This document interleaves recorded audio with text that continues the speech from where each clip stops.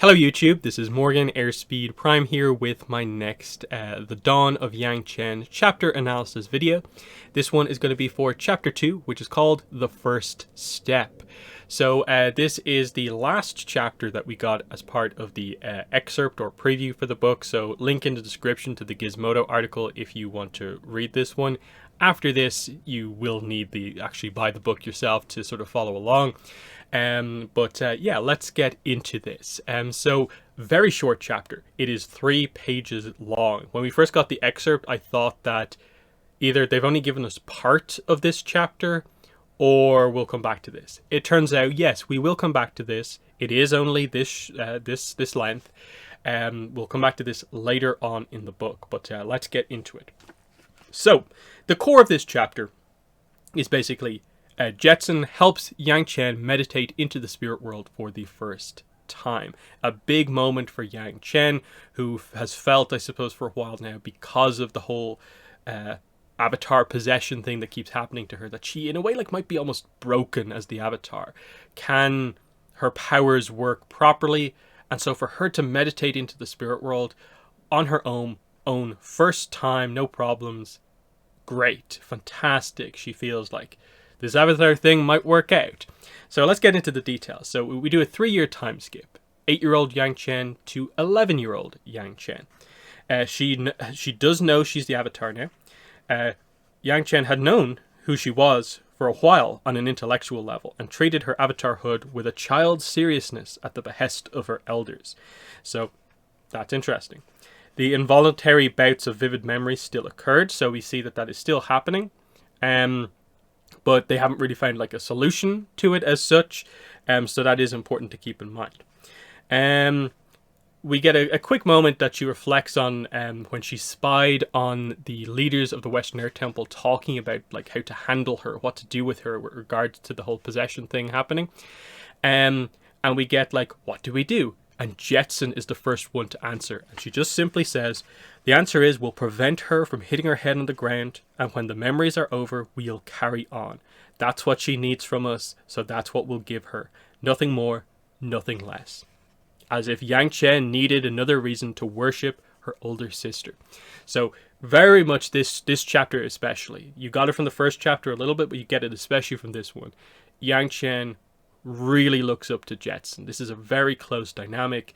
Like I said before, this is meant to be an equivalent to the kind of Aang Gyatso dynamic.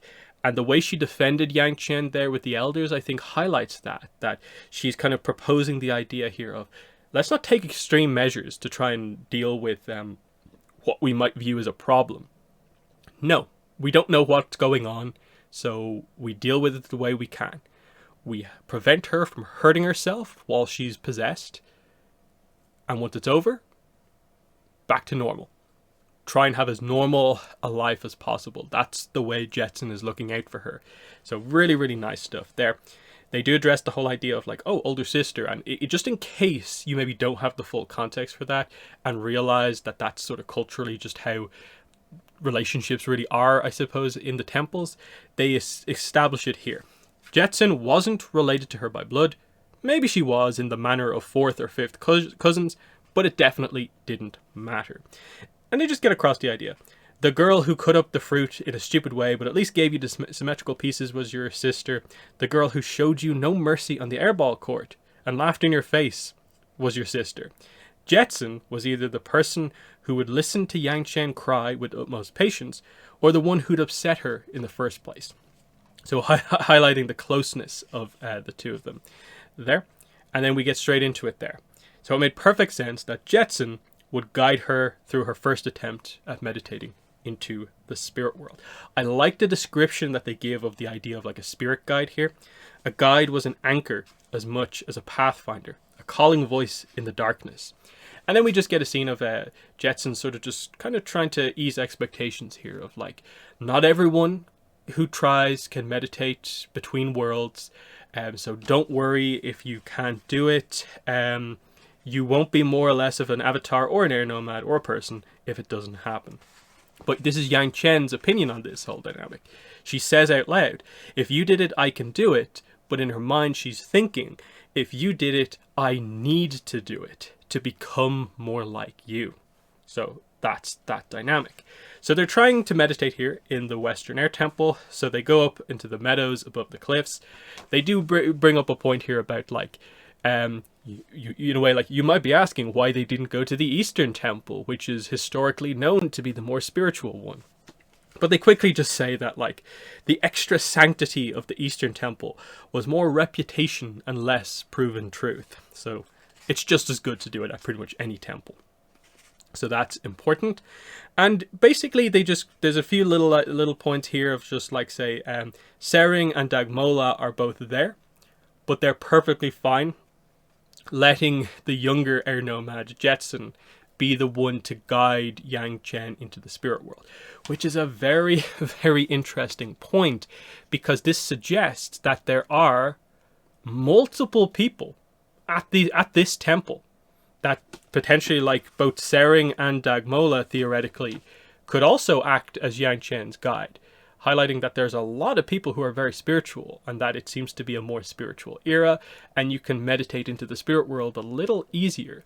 And this is especially notable because of, like, say, what is established in the Kyoshi novels when it comes to this point with the air nomads, that Kelsang was noted as being a rare exception of someone who was able to meditate into the spirit world, and more or less almost had to fight to prove that he actually did it and was capable of doing this. That by the time of the Kyoshi novels, it's almost an unbelievable thing that someone can actually do this.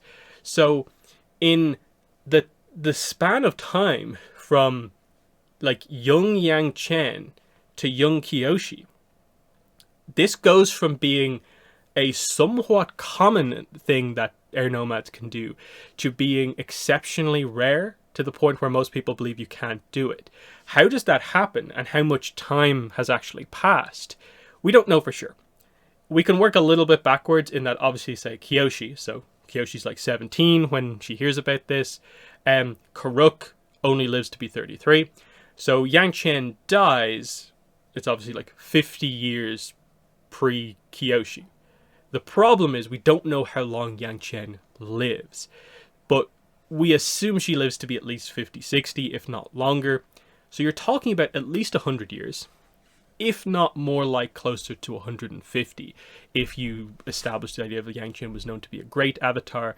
So she likely lived a reasonably long amount of time to fully establish herself, keep peace for a certain amount of time as well.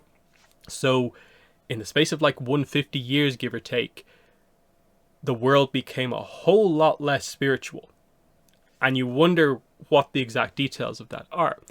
Obviously, in a broader sense, we know that Yangchen, she's known for having made deals with the spirits, but from the Kyoshi novels we know, she views this as being one of her failings as the avatar.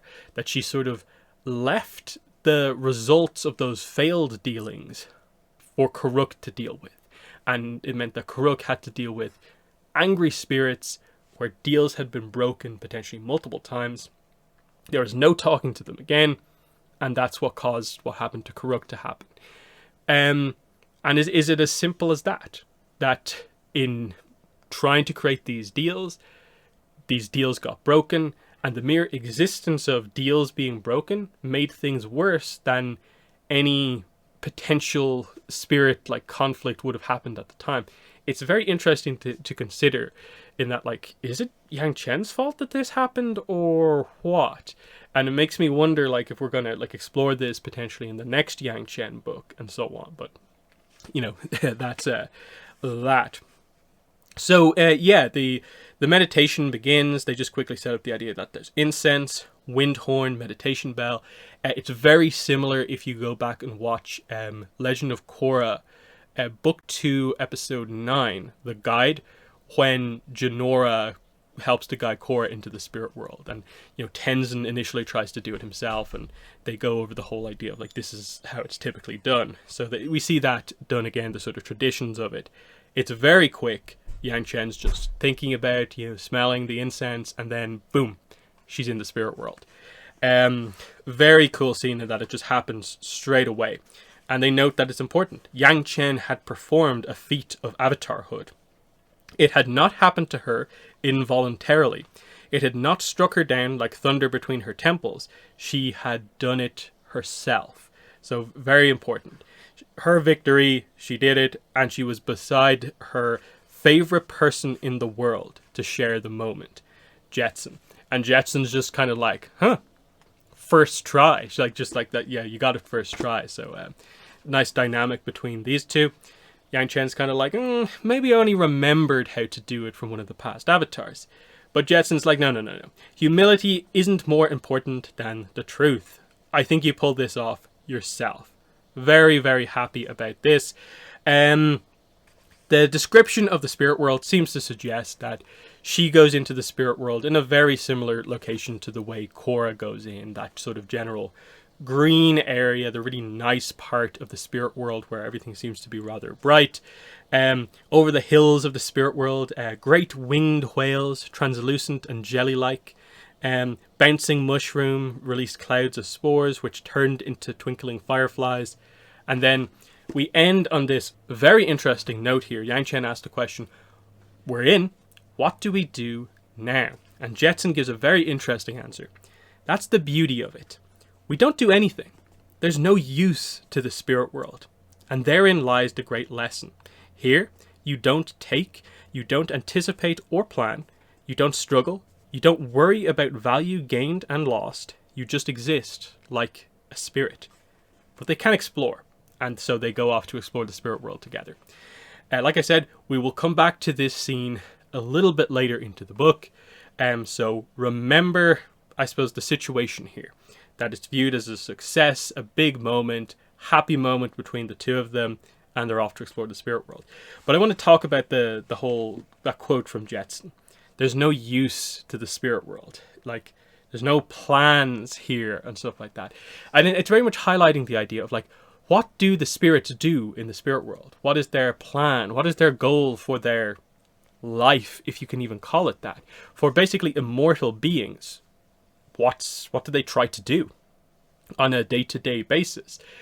And the idea is just that they exist. Spirits are known to be stagnant beings fundamentally because they are immortal. They can change, but something has to like externally happen to them to force that change. Like being angered, being turned dark, and I suppose the reverse, being turned back light, or being attacked, destroyed, and forced to change and become a new form. And I think that's just kind of what's being pointed out here, is that here is a fundamental difference between humanity and being a spirit, is that humans usually have a goal, things they want to accomplish, because their lives are rather short, and so there's always a sense of like you have to keep moving forward and changing, constant change, constant evolution. Spirits don't seem to have that concept or care for the most part. There are some spirits who show interest in human affairs and the idea of like how different humans are, but some spirits just want it to remain that way. And I've always found that concept very, very interesting, because there is a fundamental like difference between beings. That this is not merely a case of sort of, you know, there are slight surface level differences, but deep down a sentient being is a sentient being. No, it seems to very much be sort of presenting the idea that no, spirits are very different. It is difficult for each to understand the life of the other effectively. And, you know, in just a subtle way, that one quote gets across the whole idea. That if you are not trying to change anything in the spirit world, the idea is just that you go there to just exist. You can explore, but you're there to just be. That's what you want to do. So I think that's basically everything. Like I said, it's only 3 pages, but it's substantial what's happening here. Yangchen meditates into the spirit world, a major concept we know for an avatar, and she's done it. That the possession thing is not defining of her powers as the avatar. The rest of them seem to work, and it's just this kind of moment where she realizes that, like, okay, I can be a really, really good avatar. I just have to deal with this one annoying thing that seems to be happening to me. So we end on a very positive note here for chapter 2. And we move from here into chapter 3 next time out, which is the first chapter that takes place in sort of the present day of the story. So that's going to be pretty exciting. So that one will be tomorrow. So in the comments, let me know what your thoughts are on chapter 2, the spirit world stuff here, Yangchen and Jetson's dynamic. What were your thoughts on this short chapter? But that's been it. Thanks for watching, and bye.